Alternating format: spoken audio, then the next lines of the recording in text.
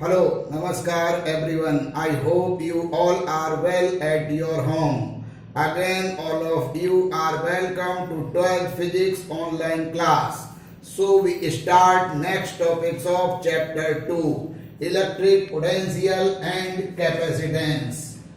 Spherical capacitor. A spherical capacitor consists of two concentric spherical conducting cells. Space between the two is filled with air. यहाँ पर दो हमने concentric spherical shell लिए. अब जो अंदर वाला स्फेरिकल सेल है वो सॉलिड स्फीयर भी हो सकता है, बट आउटर स्फीयर तो ऑलवेज सेल ही होगा. और इन दोनों स्फेरिकल सेल के जो मिडिल का स्पेस है वो बहुत माइनर स्पेस है, बहुत छोटा स्पेस है. और इस स्पेस में अभी फिलहाल हम कंसीडर कर रहे हैं एयर फील्ड है. वैसे इस स्पेस में कोई डाइलेक्ट्रिक मीडियम भी फील्ड किया जा सकता है, कंप्लीटली और पार्शियली. बट अभी हम कंसीडर कर रहे हैं कि स्फेरिकल सेल्स के मिडिल के जो स्पेस है उसमें एयर फील्ड है. Outer sphere is connected to earth and the inner is connected to the source. Outer sphere है उसको हमने अर्थिंग से कनेक्ट किया और इनर स्फीयर को मैंने सोर्स से कनेक्ट किया. लेकिन जब इनर स्फीयर को सोर्स से कनेक्ट किया तो आउटर स्फीयर वाले प्लेस पर हमने एक जो है कोई इंसुलेटर मटेरियल यूज कर दिया, जिससे कि जब हम चार्ज प्रोवाइड करेंगे तो वो आउटर स्फीयर पर ना जाए. Let capital R1 and capital R2 be the radius of inner and outer sphere respectively. यहां पर इनर स्फीयर की जो रेडियस है वो कैपिटल R1 और आउटर स्फीयर की radius capital R2. Here R2 is greater than R1 but R1 approx equal R2, क्योंकि दोनों स्फीयर के मिडिल का जो स्पेस है वो बहुत माइनर है. Suppose charge on the inner sphere is positive Q. A charge minus Q is induced on the outer space. Outer sphere मैंने सोर्स की हेल्प से इनर स्फीयर को पॉजिटिव चार्ज प्रोवाइड किया जो यूनिफॉर्मली आउटर स्फीयर पर distribute हो गया. According to induction method same magnitude का इनर सरफेस पर एक चार्ज नेगेटिव प्रोड्यूस होगा, बट आउटर स्फीयर का पॉजिटिव चार्ज अर्थिंग में चला जाएगा. अब यहाँ पर जो दोनों स्फीयर हैं उन पर सेम मैग्नीट्यूड और अपोजिट नेचर का चार्ज है, तो इसका जो मिडिल का स्पेस है वहां पर एक यूनिफॉर्मली इलेक्ट्रिक फील्ड प्रोड्यूस होगा जिसका मैग्नीट्यूड ईच प्लेस सेम होगा, but direction every place positive to negative charge होगी. So electric potential on inner sphere. Inner sphere पर जो इलेक्ट्रिक पोटेंशियल है वो V1 is equal to 1 upon 4 pi epsilon naught positive Q divided by distance R1. Electric potential on outer sphere V2 is equal to 1 upon 4 pi epsilon naught minus Q divided by distance R2 from equation first and 2. So electric potential across the space between two spheres is V is equal to V1 plus V2. Put the values of V1 and V2. So V is equal to 1 upon 4 pi epsilon naught positive Q divided by R1 plus 1 upon 4 pi epsilon naught minus Q divided by R2. So V is equal to Q upon 4 pi epsilon naught is common. Q upon 4 pi epsilon naught 1 by R1 plus minus 1 by R2. So electric potential V is equals to Q upon 4 by epsilon naught. यहाँ LCM लिया R1 R2, so R2 minus R1 equation third. हमने यहाँ पर electric potential across space between two spheres calculate कर लिया. जब electric potential calculate कर लिया, so capacitance of spherical capacitor, इस स्फेरिकल कैपेसिटर का हमें कैपेसिटेंस निकालना है. तो C is equal to, formula है capacitance C is equal to Q upon V. Put the value of electric potential V. So capacitance C is equal to Q upon V की value Q upon 4 pi epsilon naught. अब यहां पर R2 minus R1 R2. Here Q से Q cancel होंगे, so capacity of spherical capacitor C is equal to 4 pi epsilon naught R1 R2 divided by R2 minus R1.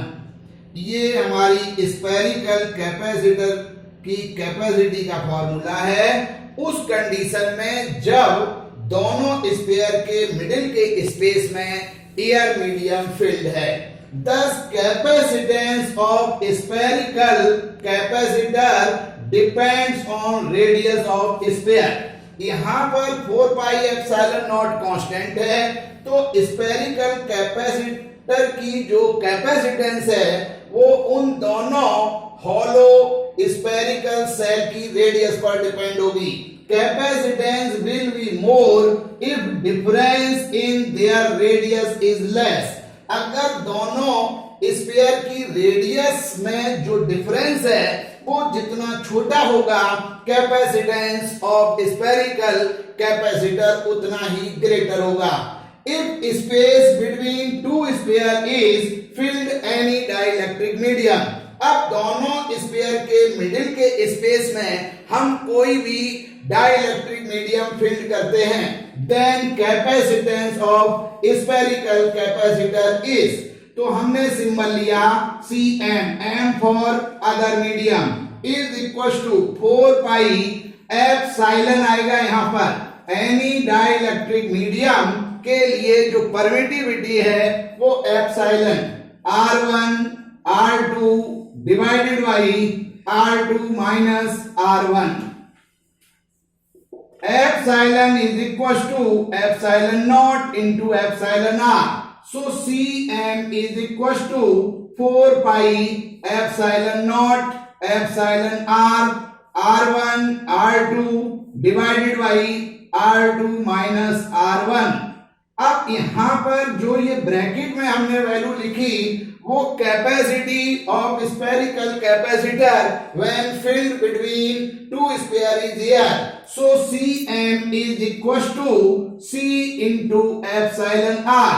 Epsilon r की value किसी भी dielectric medium के लिए greater than 1 होती है. तो हम ये कह सकते हैं कि स्फेरिकल कैपेसिटर में अगर दोनों हॉलो स्फीयर के मिडिल के स्पेस में कोई डाइलेक्ट्रिक मीडियम फिल्ड किया जाए तो उसकी कैपेसिटी एयर मीडियम के फील्ड के कंपैरिजन ग्रेटर होगी.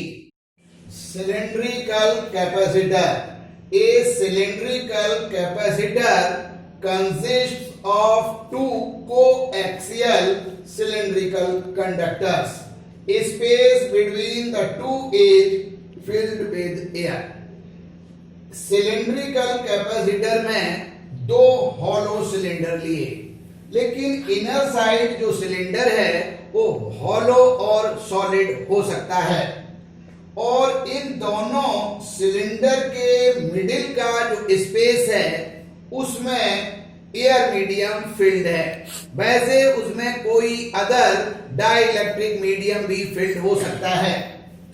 Outer one is connected to earth and the inner is connected to the source.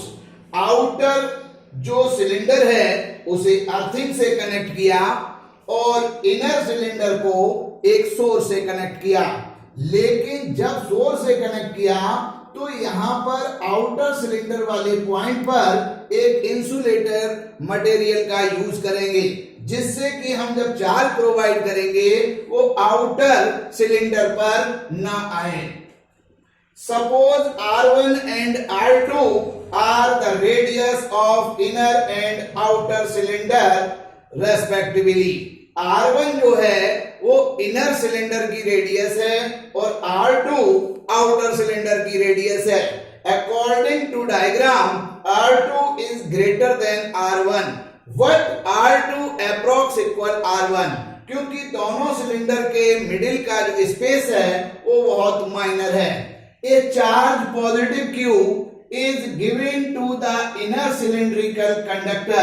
मैंने इनर सिलेंड्रिकल कंडक्टर को कोई चार्ज हमने पॉजिटिव Q प्रोवाइड किया, जो इनर सिलेंडर के बाहर वाले सरफेस पर यूनिफॉर्मली डिस्ट्रीब्यूट हो जाएगा। A charge minus Q is induced on the inner surface of the outer cylinder which is earthed। जब यहां पर जो इनर सिलेंडर है उसके आउटर सरफेस पर positive Q charge uniformly distribute होगा और बाहर वाला सिलेंडर बहुत माइनर डिस्टेंस पर है, तो इंडक्शन मेथड की हेल्प से बाहर वाले सिलेंडर की इनर सरफेस पर सेम मैग्नीट्यूड का माइनस क्यू चार्ज प्रोड्यूस होगा और बाहर वाले सरफेस पर पॉजिटिव चार्ज है जो अर्थिंग में चला जाएगा। सपोज कीजिए ये हमारा पेन है, ये एक सिलेंडर है जिसमें रिफिल इनर सिलेंडर है और पेन आउटर सिलेंडर है, और यहाँ पर इनर पर चार्ज पॉजिटिव है और आउटर सिलेंडर के inner side charge minus Q है। यहाँ पर जो दोनों सिलेंडर हैं उनके मिडिल स्पेस में जो इलेक्ट्रिक फील्ड इंटेंसिटी है E is equal to 1/2 pi epsilon naught lambda upon R। हमने फर्स्ट चैप्टर में एप्लीकेशन ऑफ गॉस थ्योरम पढ़ी थी, तो एक एप्लीकेशन थी infinite uniformly long line charge है। उससे लाइन चार्ज से किसी पर्टिकुलर डिस्टेंस पर electric field intensity E is equal to 1/2 pi epsilon naught lambda upon R। Here lambda linear charge density, so lambda is equal to Q upon L। L जो है इस cylindrical जो capacitor है उसकी length है। तो जब हमें इलेक्ट्रिक फील्ड इंटेंसिटी मालूम हो गई तो हमें potential difference between their surface is, formula हमें मालूम है V is equal to minus integration E into dr। यहाँ लिमिट है R1 से R2, क्योंकि हमारे सिलेंडर की रेडियस R1 से R2 है।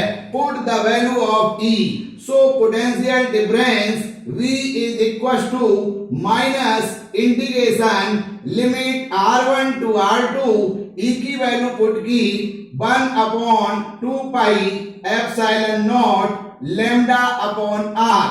V is equal to lambda upon 2 pi epsilon naught is constant, minus sign already constant, limit R1 से R2 dr upon R।